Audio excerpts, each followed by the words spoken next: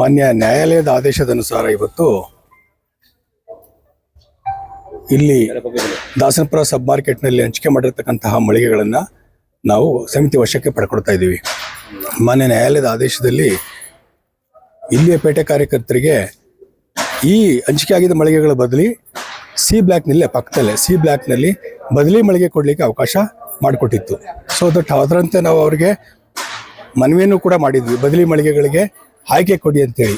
ಆ ಎಲ್ಲವನ್ನು ಕೂಡ ಅವರು ತಿರಸ್ಕರಿಸಿ ಮಾನ್ಯ ನ್ಯಾಯಾಲಯಕ್ಕೆ ಮೊರೆ ಹೋಗಿದ್ರು. ಮಾನ್ಯ ನ್ಯಾಯಾಲಯದಲ್ಲಿ ಸಮಿತಿ ಪರವಾಗಿ ತೀರ್ಪು ಬಂದಿರೋದ್ರಿಂದ ಈಗ ಹಾಲಿ ಹಂಚಿಕೆ ಆಗಿರ್ತಕ್ಕಂಥ ಮಳಿಗೆಗಳನ್ನು ವಾಪಸ್ ಸಮಿತಿ ವಶಕ್ಕೆ ಪಡ್ಕೊಂಡು ಈ ಯಶವಂತಪುರದಲ್ಲಿರ್ತಕ್ಕಂತಹ ಈರುಳ್ಳಿ, ಆಲೂಗಡ್ಡೆ, ಬೆಳ್ಳುಳ್ಳಿ ವರ್ತಕರನ್ನ ಇಲ್ಲಿಗೆ ಸ್ಥಳಾಂತರಿಸುವ ಉದ್ದೇಶದಿಂದಾಗಿ ಈ ಮಳಿಗೆಗಳನ್ನು ವಾಪಸ್ ಪಡ್ಕೊಂಡು ಇವರಿಗೆ ಬದಲಿ ಮಳಿಗೆಗಳನ್ನು ಕೂಡ ಅವಕಾಶ ಮಾಡಿಕೊಡೋಕ್ಕೆ ವ್ಯವಸ್ಥೆ ಕಲ್ಪಿಸಲಾಗಿತ್ತು. ಬಟ್ ಅವ್ರು ಅದನ್ನ ಪರಿಗಣಿಸ್ತಿಲ್ಲ ಮತ್ತು ಅವ್ರ ಮನವಿನೂ ಕೂಡ ಸಲ್ಲಿಸ್ತಿಲ್ಲ ಕಮಿಟಿಗೆ.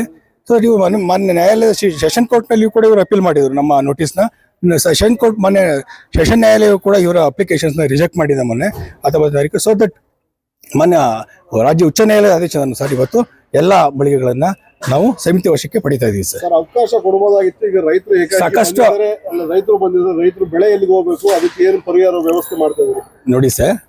ಈಗ ಬಂದಿರತಕ್ಕಂತಹ ರೈತರು ಏನು ಮಾಲ್ ತಂದಿದ್ದಾರೆ ಇದಕ್ಕೆ ಸಂಬಂಧಪಟ್ಟಾಗೆ ಭಾಳ ಹಿಂದಿನ ಕೂಡ ಇವರಿಗೆ ಅನೌನ್ಸ್ ಮಾಡಿದ್ವಿ. ನೋಡಿ, ನೀವು ಹರಾಜು ಕಟ್ಟೆನಲ್ಲಿ ಕೂಡ ಅವಕಾಶ ಮಾಡಿಕೊಟ್ಟಿದ್ವಿ, ಅಲ್ಲಿ ವ್ಯಾಪಾರ ವಹಿವಾಟನ್ನು ಮಾಡ್ಕೋಬಹುದು ಅಂತ ಕೂಡ ಹೇಳಿದ್ವಿ. ಇವರು ಆದರೂ ಕೂಡ ಅಂಗಡಿಗಳಲ್ಲೇ ಇಸ್ಕೊಂಡಿದ್ದಾರೆ. ಅಂದರೆ ಯಾವ ನ್ಯಾಯಾಲಯದ ಆದೇಶವನ್ನು ಕೂಡ ಜಾರಿ ಮಾಡ್ಲಿಕ್ಕೆ ಅವಕಾಶ ಆಗಬಾರ್ದು ಅನ್ನೋದು ಇವ್ರದ್ದು ಉದ್ದೇಶ ಆಗಿತ್ತು. ಆದ್ದರಿಂದ ನ್ಯಾಯಾಲಯದ ಆದೇಶವನ್ನ ಉಲ್ಲಂಘನೆ ಮಾಡಿ ಈಗ ಮಳಿಗೆಗಳಲ್ಲಿ ಇಳಿಸ್ಕೊಂಡು ವ್ಯಾಪಾರ ಮಾಡ್ತಾ ಇದ್ದಾರೆ. ಸೊ ದಟ್ ಅವುಗಳನ್ನೆಲ್ಲ ಹೊರ ತೆಗೆದುಕೊಳ್ಳಕ್ಕೆ ನಾವು ಅವ್ರಿಗೆ ಅವಕಾಶ ಮಾಡಿಕೊಡ್ತೀವಿ. ತೆಗೆದುಕೊಂಡು ನಾವು ಬೀಗ ಹಾಕೊಳ್ಳಕ್ಕೆ ಅವಕಾಶ ಮಾಡಿಕೊಡ್ತೀವಿ. ಹೌದು, ಇವತ್ತು ನಾವು ವ್ಯಾಪಾರಕ್ಕೆ ತೊಂದರೆ ಕೊಡೋದಿಲ್ಲ.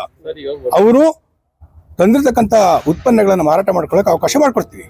ಸರ್, ಈಗ ರೈತರಿಗೆ ಅಂದ್ರೆ ಈ ವರ್ತಕರಿಗೆ ಯಾವುದೇ ರೀತಿಯಂತ ಮಾಹಿತಿ ಇಲ್ಲ. ನನಗೆ ರಾತ್ರಿ ಬಂದು ನೋಟಿಸ್ ಅಂತ ಹಾಕಿದ್ರು. ಇಲ್ಲ, ಇವರಿಗೆ ವರ್ತಕರು ಕೂಡ ಈಗ ತಾವು ಇದನ್ನೆಲ್ಲ ವಿಡಿಯೋ ಮಾಡ್ಕೊಂಡ್ರಿ.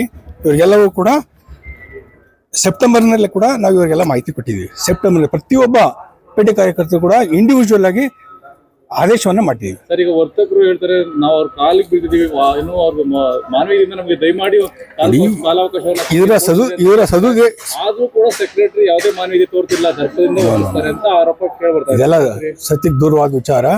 ಯಾಕೆ ಅಂತಂದ್ರೆ ಯಶವಂತಪುರದಿಂದ ಈರುಳ್ಳಿ, ಆಲೂಗಡ್ಡೆ, ಬೆಳ್ಳುಳ್ಳಿ, ಶುಂಠಿಯನ್ನ ಇಲ್ಲಿಗೆ ಸ್ಥಳಾಂತರ ಮಾಡಬೇಕು ಅನ್ನೋ ಸರ್ಕಾರ ಆದೇಶವನ್ನು ಅನುಷ್ಠಾನ ಮಾಡೋ ಉದ್ದೇಶದಿಂದಾಗಿ ಈ ಒಂದು ಪ್ರಕ್ರಿಯೆಯನ್ನು ಜಾರಿ ಮಾಡ್ತಾ ಇದೀವಿ.